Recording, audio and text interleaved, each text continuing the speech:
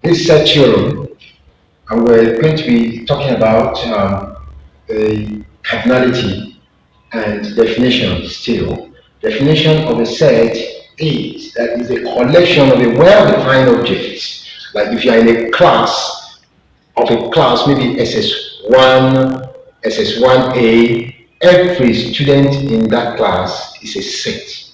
So, and there are different kinds of set, cardinality type of set, disjunct, empty sets, and so on. Let's talk about the element. Element of a set. The member of a set are often called the element. If I have an example, maybe K as a set, and I have 2, 4, 6, 8 is an example of a set, and this number 2, 4, 6, 8, they are the set, they are the members of K, set K.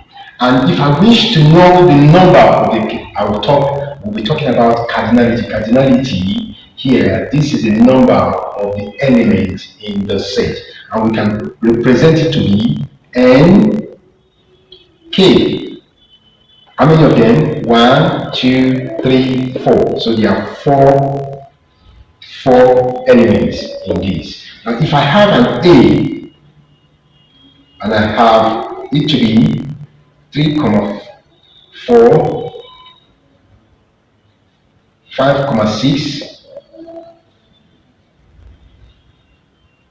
2, 3. Now this is the kind of set you don't count this. This is a sign of a point, and this is a set notation. This is a set notation. This is a point notation. So the number of A here is equals to 1, 2, 3. So we have just 3 sets at this point. So next time we are going to continue, and I wish you will be there. Thank you for watching. Thank you for listening.